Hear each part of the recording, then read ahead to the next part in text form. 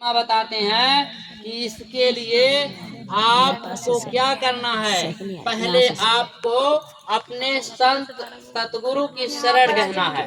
रामायण में लिखा हुआ है कि गुरु बिन भावनित तरह न कोई, जो बिरंच शंकर सम होई, गुरु बिन ज्ञान नाथ नहीं होई, हरमत जीव जगत में रोई, गुरु बिन मिलही नाही अविनाशी, गुरु बिन भोगव लख 84, गुरु बिन सर्व कर्म सब छूटे, गुरु बिन पकड़ी पकड़ी जम कूटे, गुरु बिन जीरा पसानक नाही, गुरु बिन कबहू शांति न पाई।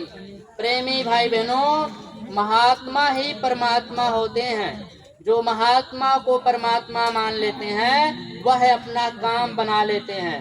देखिए परम पूज्य हुजूर जी महाराज ये स्वयं वक्त के संत और सद्गुरु हैं। इनकी रहनुमाई में अगर हम और आप चलेंगे तो उस परम सुख सागर को प्राप्त कर लेंगे। क्योंकि यह संसार प्रेमी भाई बहनों, महात्माओं ने कहे हैं कि तजो यह सुख दुख का धाम, चढ़कर चलो अब सतनाम। यह संसार प्रेमी भाई बहनों दुख की खदान है।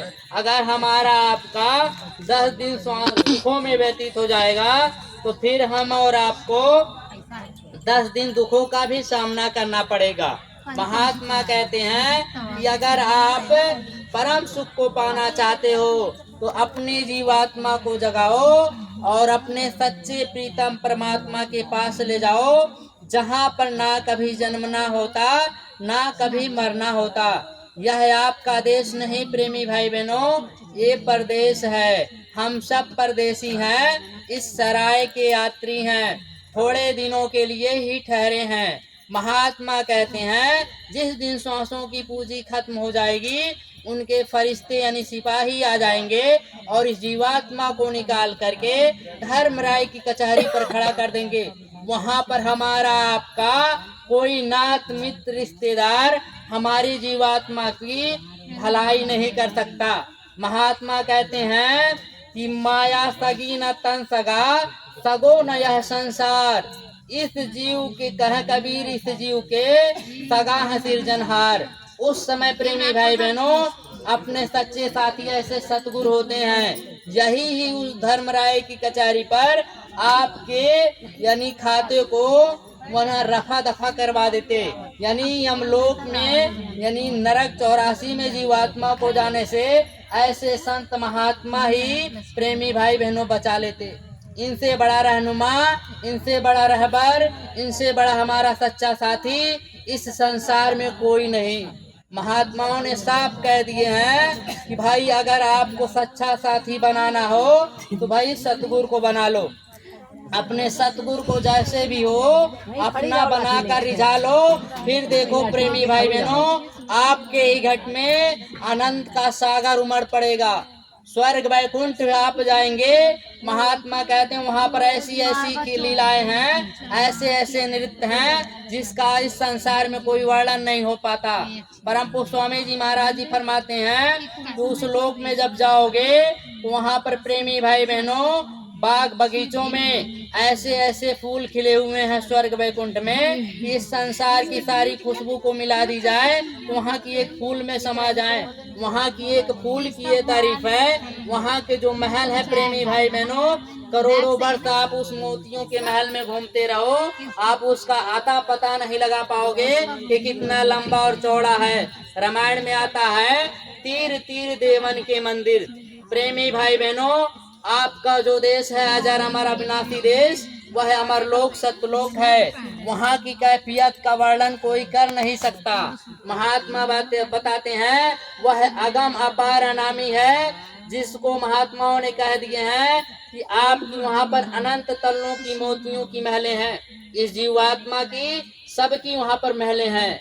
महात्मा कहते हैं उसकी शोभा को देखने में आपको करोड़ों वर्ष बीत जाएंगे, फिर भी आप अपनी एक महल की शोभा को नहीं देख पाओगे। और इस संसार में हम और आप आशा लगाकर इस मिट्टी के जड़ संसार पर फंसे हैं।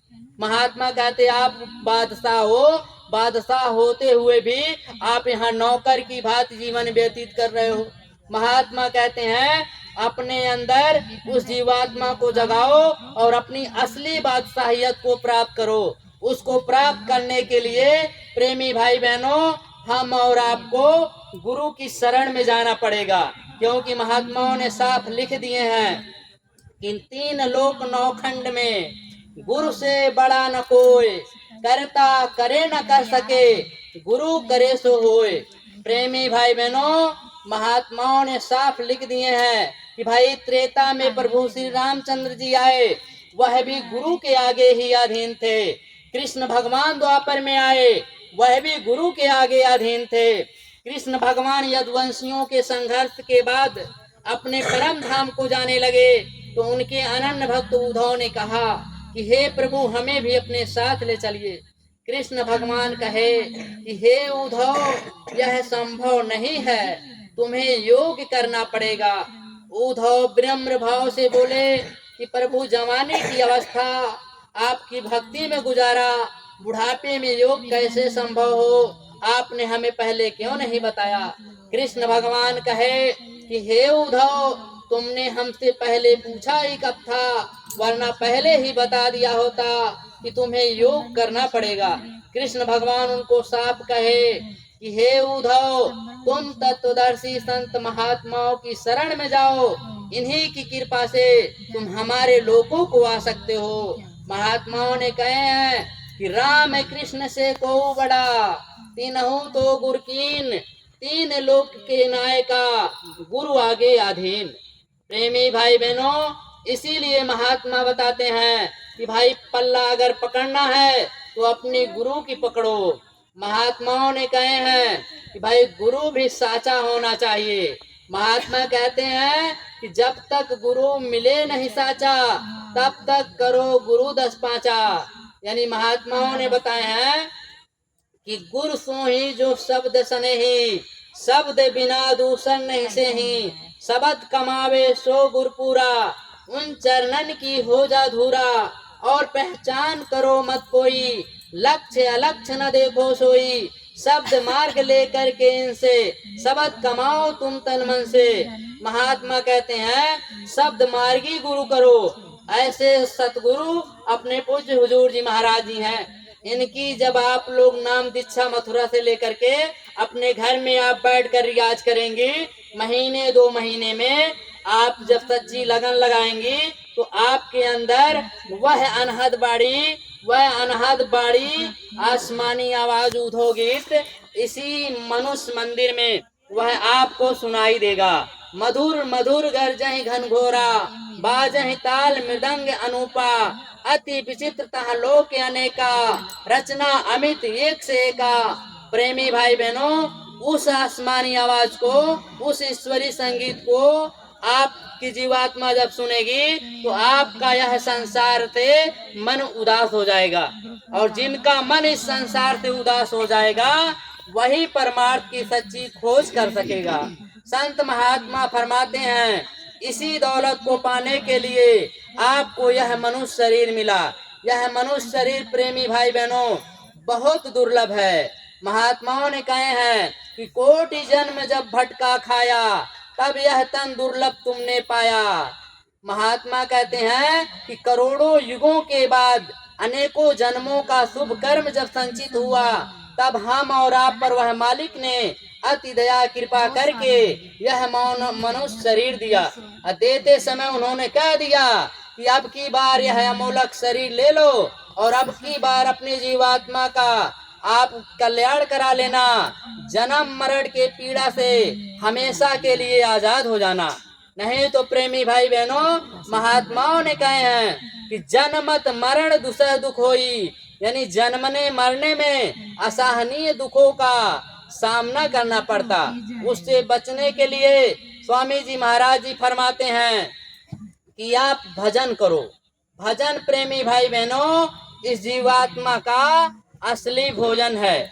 महात्मा बताते हैं कि भाई इस शरीर को हम लोग रात दिन भोजन देते हैं, लेकिन हम कभी उस जीवात्मा के बारे में भी सोचे जो इस शरीर को चला रही है। अगर वह जीवात्मा निकल जाए तो लोग कहते हैं कि भाई जल्दी करो, इनको जल्दी से शमशान घाट ले जाओ, फूक फाक करके जला जला के राख कर देते, लेकिन यह नहीं पता पाते यह जीवात्मा आखिर में है कौन, यह कहाँ से आई है।